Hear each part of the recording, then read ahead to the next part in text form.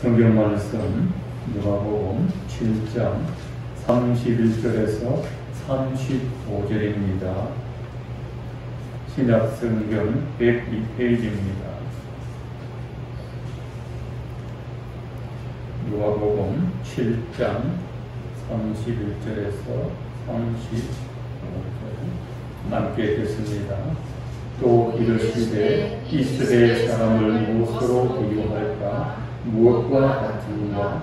비유하건대 아이들이 장터에 앉아 서로 불러 이르되 우리가 너희를 향하여 피르를 부르도 너희가 춤추지 않고 우리가 독하여도 너희가 울지 아니하였다 한다 하도다. 세례 요한이 와서 먹고 먹지 아니하며 포도주도 마시지 아니하네 너희 말에 귀신이 들렸다 하더니 인자는 와서 먹고 마시네 너희 말이 보라 먹기를 탐하고 포도주를 즐기는 사람이요 세리와 죄인의 친구로다 하니 죄는 자기의 모든 자녀로 인하여 벌하함을 얻느니라. 오늘은 복음에 반응하는 사람 이런 제목으로 하나님의 말씀을 개론하도록 하겠습니다. 우리가 몸의 변화에는 민감하게 반응을 하고 감정의 변화에는 예민하게 반응하지만 영적인 변화에 대하여 우리가 둔감하게 반응합니다. 오늘 말씀 보시면 이 시대의 사람들이 얼마나 영적으로 둔감했으면 예수님이 탄식을 하십니다. 가라사대 이 세대 사람을 무엇으로 비유할꼬 무엇과 같은거라고 하셨습니다. 지금 시대나 예수님 시대나 똑같습니다. 이 세대의 사람을 무엇으로 비유하면 좋겠느냐 하셨습니다. 그러면서 예수님이 동네 아이들이 장터에서 놀이하는 비유를 했습니다. 지금은 5일장 같은 게 잘 없으나 저희가 어릴 때만 해도 동네 장터가 있습니다. 5일에 한 번씩 장터 가면 아이들도 덩달아서 신이 나서 거기서 놉니다. 그때만 해도 허리 아픈 사람이 많아서 고양이 많이 팔고 개도 많이 팔고 너구리도 팔고 쪽제비도 팔고 이런 산짐승들도 많았어요. 그 거래하고 사고 하는 것을 보고 우리는 형제들끼리 친구들끼리 놀기도 하고 그렇습니다. 유대 어린이들은 두 가지 놀이를 합니다. 결혼식 놀이하고 장례식 놀이를 합니다. 그 시대 사람들이 하나님의 복음을 듣고 도무지 반응을 하지 않는 것을 보신 예수님이 탄식하면서 이 시대는 무엇과 같으냐? 마치 장터의 아이들이 놀이하는 것과 같아 하셨습니다. 먼저 결혼식 놀이입니다. 아이들이 두 편으로 갈라가지고 A편, B편으로 나눕니다. 그래서 A편이 결혼식 놀이합니다. 그래서 음악을 들고 피리를 불면 이 B편의 아이들은 그 피리 소리 듣고 막 춤을 추고 즐거워해야 되는데 이날은 춤을 안 추고 멍 때리고 있습니다. 요즘 멍이라고 막 반응 없이 멍 때리고 있는 겁니다. 그래놓고 B편 아이들이 이번엔 우리는 장례식 놀이 갈게 하면서 B편 아이들이 막 곡소리를 냅니다. 막 슬피면서 어이 어이 하면서 곡소리를 내면 A편의 아이가 그 소리 듣고 같이 울어야 되는데 멍 때리고 있는 겁니다. 장터에서 아이들이 놀이하자고 약속해놓고 결혼식 놀이할 때 기뻐하지도 않고 장례식 놀이할 때 슬퍼하지도 않는 것을 보고 이 시대 사람들이 장터에 온 아이들과 같다 말씀하셨습니다. 하나님의 복음을 듣고도 슬퍼하거나 죄를 슬퍼하거나 죄 용서받은 데 대하여 기뻐하지도 않더라 하는 것입니다. 그때 세례 요한이 예수님이 오시기 전에 세례 요한이 먼저 복음을 전했는데 그 복음은 장례식 복음입니다. 회개의 복음입니다. 회개는 자기의 죄를 하나님 앞에 설파하는 겁니다. 마치 장례식 머리와 같습니다. 그래서 세례 요한은 금식을 자주 하고 경건 생활을 하고 사람들과 떨어져서 수도원 생활하듯이 광야에서 석청을 먹고 낙타 트롯을 입고 그렇게 다닙니다.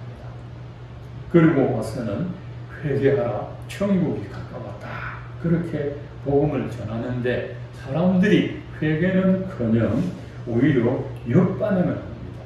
다른 사람들은 다 먹고 마시고 놀고 즐기는데 세례 요한은 먹지도 않고 마시지도 안 하니까 그 세례 요한을 보고 귀신 들린 거 아니야, 이렇게 말합니다. 지금이 어느 때인데 밥 잘 먹고 잘 살고 있는데 무슨 하나님 나라가 임박했다고 회개하라고 떠드는 거야. 귀신 들리지 않고는 이런 말을 할 수 없지 않느냐, 그렇게 말을 하고 있습니다. 세례 요한이 떡도 먹지 않고 포도주도 안 마셨다는 것은 곧 회개의 때라는 것입니다. 회개의 때. 천국에는 회개한 자가 들어갑니다. 천국에는 사람들이 마음이 완고해서 이 복음을 듣고도 자기 죄를 회개하지 않습니다. 세례 요한이 어떤 사람입니까? 그 위에 28절에 보면 내가 너희에게 말하노니 예수님이 사람들 보고 말씀하시기를 여자가 낳은 자 중에 세례 요한보다 큰 자가 없도다. 이 인류가 생긴 이래로 여자가 낳은 자 중에 세례 요한보다 큰 자가 없다.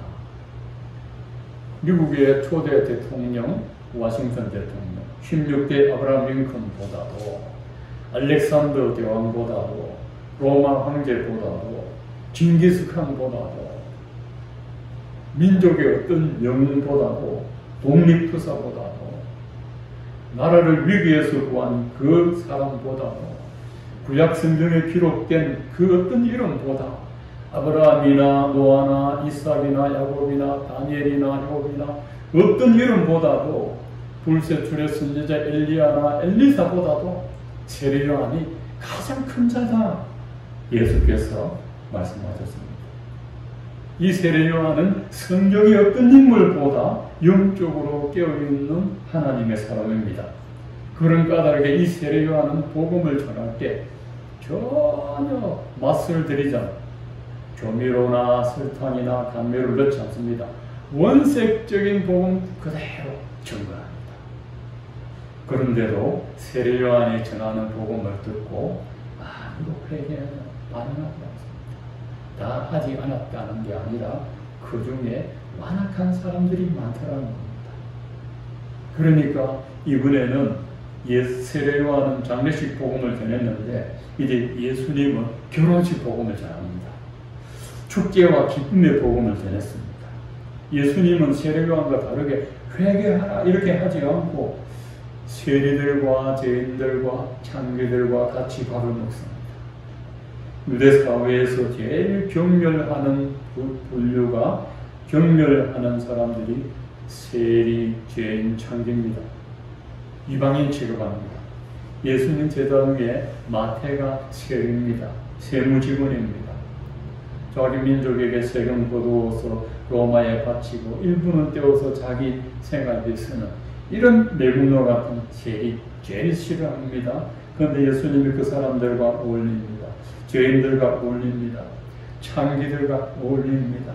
예수란 사람이 세리와 죄인과 창기들과 어울려 밥 먹는 것을 보고 이렇게 예수님에게 변명이 붙어졌습니다. 예수란 양반은 먹기를 탐하고 포도주를 즐기는 사람이고 세리와 죄인의 친구로다 하면서 예수님을 조롱하고 있습니다. 세례 요한은 경건 생활하니까 귀신 들렸다. 예수님은 자기들의 경멸하는 사람들과 어울리니까 이 사람은 하나님의 아들이 아니야. 이 사람은 세리와 같고 죄인과 같고 창기와 같다. 저 세리가 얼마나 나쁜 인간들이고 창기가 얼마나 더러운 직업이고 죄인들이 얼마나 무서운 사람들인데 그 사람들과 함께 하느냐 하면서 예수님을 조롱합니다. 예수님이 세리와 죄인과 창조를 만나는 이유는 이 사람들은 유대인들이 배척합니다. 아무도 가까이 하지 않습니다. 근데 예수님이 이 사람들에게 가까이 하는 이유는 자기들의 죄를 압니다. 이 사람들. 세례요한의 회개복음 전할 때 제일 먼저 와서 회개하고 세례받은 사람들이 세리와 죄인과 창조입니다. 예수님만큼 말씀 잘 전하는 분이 어디 있겠습니까? 여러분, 예수님처럼 설교 잘하는 분이 어디 있겠습니까? 그러니까 하나님의 아들 예수가 설교에도 은혜 못 받고, 예수님이 극찬하신 세례요한이 복음 전할 은혜 못 받고, 그럼 누구한테 가서 은혜 받아요? 누구한테? 이런 말을 듣고도, 이런 엄청난 복음을 듣고도 반응하지, 복음을 듣고 반응을 하지 않습니다. 회개 복음도 싫고 축제 복음도 싫고, 그러면 어쩌란 말입니까? 어찌합니까? 어떻게 할까요? 이런 노래가 있습니다. 뭘 전해야 사람들이 마음이 기쁘나 하는 것입니다. 영세의 복음을 듣고도 기뻐하지 않고, 죄를 지적하는 설교를 듣고도 도무지 회개하지 않는 그 심령을 하나님 앞에서 어찌해야 하는 겁니까? 여러분. 자, 세례요한이 전하는 회개의 복음도 싫고 예수님이 전하는 기쁨의 복음도 싫으면 이 천국 복음은 쓸모없는 것인가? 절대 그렇지 않습니다. 예수님이 이 두 비유를 하고 35절에 비유를 해석하셨습니다. 35절 말씀 함께 읽겠습니다. 시작. 지혜는 자기의 모든 자녀로 인하여 옳다함을 얻느니라 하십니다. 자, 오늘 세 가지 나옵니다. 첫 번째, 지혜, 자기의 자녀, 옳다 이겁니다. 첫 번째, 여러분 지혜가 뭡니까?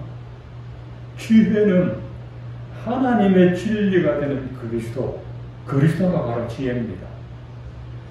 잠언 8장과 9절을 보면 지혜가 인격화되었습니다. 너희는 지혜를 구하라. 이 지혜는 하나님의 천지 창조할 때 그때 같이 있었다.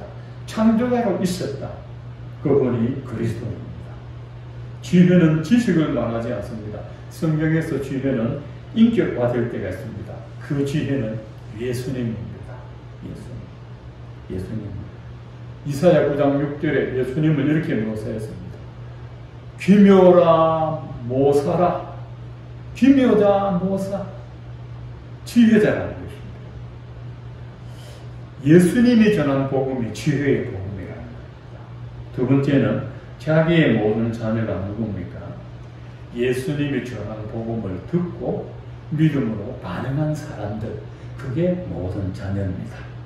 여러분 28절에 보면 모든 백성과 세리들은 이미 요한의 세례를 받은지라 이 말씀을 듣고 하나님을 의롭다 하되, 이 사람들이 요한이 전하는 회개 복음을 듣고 믿음으로 반응하고 회개하고 하나님께 돌아온 사람들, 이 사람들입니다. 이런 사람들로 인하여 예수님이 전한 천국 복음은 인정받는다는 겁니다. 세 번째로 결국 예수님이 전한 진리의 복음을 듣고 믿음으로 반응한 하나님의 자녀들로 인해서 예수님이 전한 복음이 옳은 것이다 하고 증명한다는 것입니다. 지금은 예수님의 복음이 옳다 그르다 판단 못합니다. 언제 판단됩니까? 마지막 때, 예수님 재림할 때 요한계시록에 있지 않습니까? 그의 눈을 찌른 자들도 벌토이요, 그를 조롱한 자들도 벌토이요, 그를 비난한 자들도 벌굿이라 했습니다. 다 바꿉니다.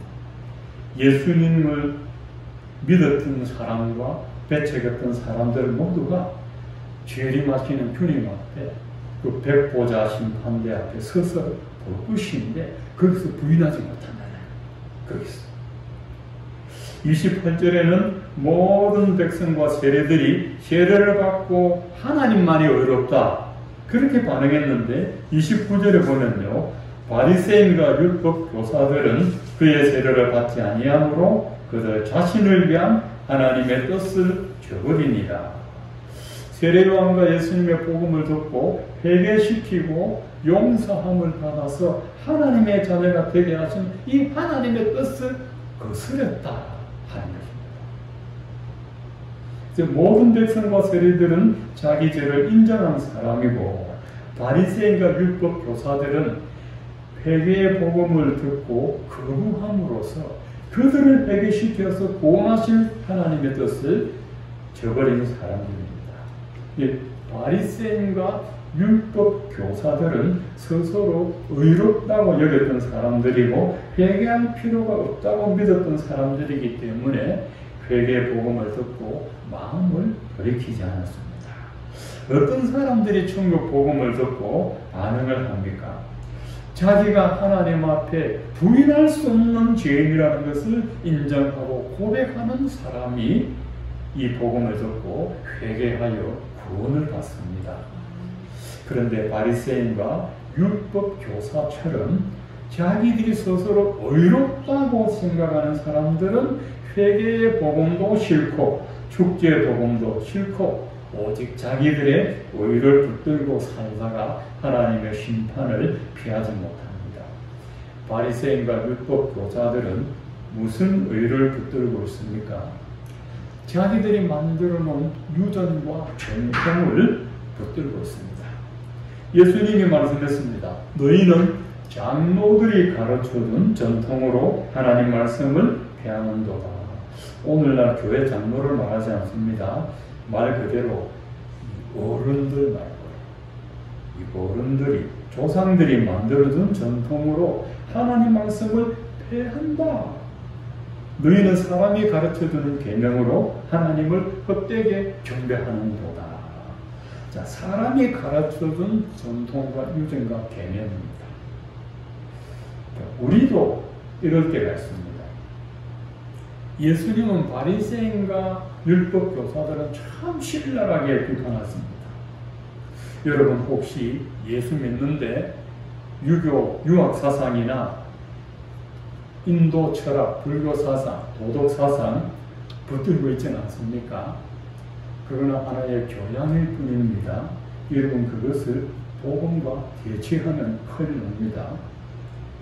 유학 사상이나 도덕 사상은 자기 의를 내세우고요. 하나님이 가르친 복음의 의는 나는 없고 하나님의 은혜가 나옵니다. 그 차이가 있습니다. 하나님의 자녀는 하나님 말씀을 붙잡아야 됩니다. 그리고 기독교 복음, 기독교 진리는 여타의 종교 사상이나 가르침과는 질적으로 다릅니다. 아예 다릅니다. 원칙적으로 다릅니다. 기독교 진리는 살아계신 하나님의 말씀입니다. 살아있는 하나님의 말씀입니다. 기독교 복음은요, 사람을 좀 더 도덕적으로 교화시키고 조금 더 예의 바른 사람으로 변화시키는 것이 결코 목적이 아닙니다. 이런 것은 부모에게나 선생님에게도 배울 수 있습니다. 쇼생크 탈출이라는 아주 명화가 있죠. 간혹 보면 재밌습니다. 그게 흑인 배우가 있습니다. 살인죄를 쓰고 수십 년 동안 옥살이를 하는데 이제 어느 정도 개화가 됐겠다 싶어서 그 심판관들이, 재판관들이 부릅니다. 근데 어떤 사람은 당신은 지금 개화가 됐다고 생각합니까? 그러면 예, 저는 개화가 됐다고 생각합니다. 그러면 출소 안 시켜줘요. 근데 이 흑인은 그걸 알거든요. 딱 써가지고 당신은 지금까지 감옥에서 많이 개화됐다고 생각합니까? 개화는 개뿔. 나는 구제불능입니다. 딱 이랬어요. 근데 출소됐어요. 자기를 아니까. 나는 어쩔 수 없는 말씀뿐이다. 이래 하니까 출소시켜주더라. 여러분 사람이 감옥에서 개화가 됩니까? 안 됩니다. 감옥에 가면 범죄를 더 조직적으로 치명적으로 배워가 나와서 더 악랄한 죄를 저지르는 거 우리 보지 않습니까? 사람은 사람이 교화 못 시킵니다. 내 뱃속으로 난 자식 평생 옆에서 한번 교육시켜 보셔야 되는가? 안 됩니다. 절대 안 됩니다. 하나님의 성령과 하나님의 말씀 아니면 변화 안 됩니다, 여러분. 인간은. 제가 자식 키워보니까 그게 결론이 돼요. 기독교 복음은 사람을 근원적으로 변화시킵니다. 죄인을 의인으로 만들고 마귀의 자녀를 하나님의 자녀로 만들고 지옥에 떨어질 사람을 천국으로 데려가는 게 기독교 복음입니다. 일반 사상과 교육과는 질적인 차이가 있습니다. 오늘 예수님이 전하신 이 복음에는 양면성이 있습니다. 첫째, 세례 요한이 전한 복음은 장례식 복음이라고 했지 않습니까? 무슨 장례식입니까? 우리의 옛사람이 죽었다는 겁니다. 우리 옛사람이 죽어요. 옛사람의 죄를 설파하면서 회개합니다. 하나님 모를 때 지었던 그 죄 회개하면서 설패합니다. 그래서 장례식 놀이에 비유했습니다. 장례식은 죽음입니다. 회개는 복음을 듣고 죄로 얼룩진 옛사람이 죽었다 하는 게 회개입니다. 또 하나는 예수님이 전한 복음은 새 사람의 출생을 의미합니다. 죄를 용서받은 자의 기쁨입니다. 그래서 결혼식 놀이에 비유했습니다. 결혼식은 새 출발을 의미하지요. 신랑 신부가 만나서 새 인생을 살아갑니다. 그렇듯이 죄인이 예수님을 만나면 옛사람의 삶을 청산하고 예수님과 새로운 인생을 살아갑니다. 에베소서 4장 20절에 보면 너희는 유혹의 욕심을 따라 썩어져가는 구습을 따르는 옛사람을 버리고 오직 너희 심령이 새롭게 되어 하나님을 따라 의와 진리의 거룩함으로 지으심을 받은 새 사람을 입으라 했습니다. 이게 복음의 양면성입니다. 세례 요한의 복음을 듣고 자기의 죄를 회개하고 슬퍼하고 예수님의 복음을 듣고 제사함 받은 자 용서의 기쁨이 충만한 이게 복음입니다. 그래서 복음을 제대로 들은 사람은요, 자기 죄를 슬퍼하는 회개의 청명과 그리스도를 믿음으로써 오는 영적인 기쁨을 함께 누립니다. 맨 처음에 복음을 들으면 자기 죄를 괴로워합니다. 그리고 그게 청산이 되면 영적인 희열이 오게 됩니다. 이게 복음입니다. 여러분이 진정 그리스도의 복음을 듣고 진정으로 자기 죄를 슬퍼하면서 하나님 앞에 회개하셨다면 그 다음에는 반드시 그리스도로 말미암은 용서의 기쁨을 누리게 됩니다. 이것이 없으면 복음을 잘못 믿은 겁니다. 죄와 허물로 말미암아 타락한 우리에게는 회개의 복음, 용서의 복음 외에는 아무런 소망이 없습니다. 아무런 소망이 없습니다. 지금 예상 외에 기상이변이 일어나고 있습니다. 호주는 영하 18도로 내려가서 춥고 미국 같은 데는 한쪽에는 더워 죽고 한쪽에는 얼어 죽고 캐나다의 그 빙하가 5,000년 만에 다 녹아내렸습니다. 희한한 일이 일어나고 있습니다. 7월 말에 내렸던 그 폭우가 지금 내일도 500mm가 온다고 합니다. 이거 옛날에는 뭐 10년 만에, 20년 만에, 어떤 분은 40년 만에 왔다는데 이게 이제 해마다 반복이 되고 강도가 더 짙습니다. 아까운 인명이 많이 죽고 재물이 손괴를 당하고 뭐 도시가 파괴되고 집이 무너지고 안 그래도 코로나 때문에 죽을 맛인데 지금 기상이변과 전염병으로 어떻게 전 세계적으로 팬데믹이라고 하지 않습니까? 회복할 수가 없습니다. 저는 이걸 보면서 영적인 시각이 보입니다. 영적으로. 이런데도 낚시하다가 구조당하는 사람 나오더라고.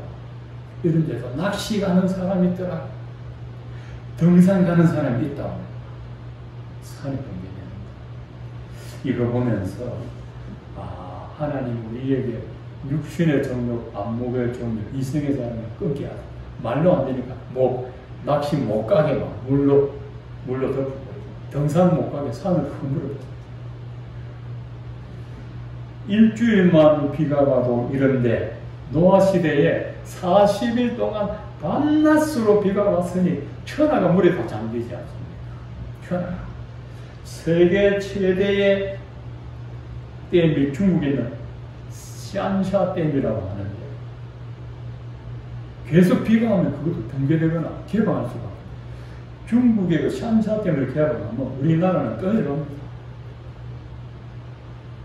제주도에 있는 해조류는 다 폐사한다고 그래요. 뭐 전복하고 다 폐사한다고 그래요. 바닷물이 싱거워가지고 썩어버린다고 그래요. 이게 이제 해마다 반복됩니다. 겨울에 추워야 하는데 겨울이 따뜻하고, 여름에 더워야 하는데 막 지금 장마가 지금 8월 중순까지 무슨 장마가 8월 중순까지 옵니다. 옛날에는요, 꼭 6월 중순에 장마가 와요. 여름 성경학교 할 때 딱 장마가 오고 끝나버리는데 이제는 그것도 없어요. 8월 7일이 입추인데 지금 무슨 입추입니까? 지금 폭우가 내리는 농사가 엉망인데. 그래서 그걸 보면서 저는 물리적으로는 그냥 우리가 손해를 입은 것은 사실인데, 야, 우리가 사는 길은 하나님 앞에 나가는 길밖에 없다는 거예요. 하나님 앞에 두 손 들고 회개하는 것밖에는 방법이 없어요. 방법이 없어요. 이 비도 하나님이 막아주셔야 되는 것입니다. 어떤 방법이 없어요. 마치 하늘에 구멍난 것처럼 비가 내리기 시작합니다. 이럴 때 우리가 누구를 원망하고 하늘을 보고 삿대질할 것이 아니라 우리 자신이 교만한 것과 하나님의 은혜를 구하지 않고 살아온 것을 우리가 회개해야 됩니다. 회개하면서 하나님의 은혜를 구하고 하나님의 복음을 외면한 죄를 우리가 회개해야 됩니다. 이 민족이 교회를 얼마나 물리적으로 행정적으로 박해를 합니까? 얼마나 교회의 예배를 방해하고 복음도 전하지 못하게 합니까? 이건 하나님이 용서치 못합니다. 우리 모든 민족의 교회뿐만 아니라 정말 세례 요한이 전하는 복음을 듣고 우리가 가슴을 찢으며 회개해요. 예수님의 복음을 듣고 영적 기쁨을 누리는 이 복음의 양면성을 우리가 누려야 이 민족에게 소망이 있을 줄로 믿습니다. 여러분, 뭐 불교, 유교 가지고 도덕 사상으로 안 됩니다. 사람을 근원적으로 바꾸는 예수의 복음 외에는 이 한국 교회는, 이 민족에게는 소망이 없다는 걸 우리가 기억하셔야 됩니다. 여러분, 세례 요한이 전한 회개의 복음이 여러분의 복음이 되기를 축원하고 예수님이 전한 용서의 복음이 여러분의 복음이 되기를 축원합니다. 그래서 복음으로 말미암는 신령한 기쁨으로 충만하게 되시기를 축원을 드립니다.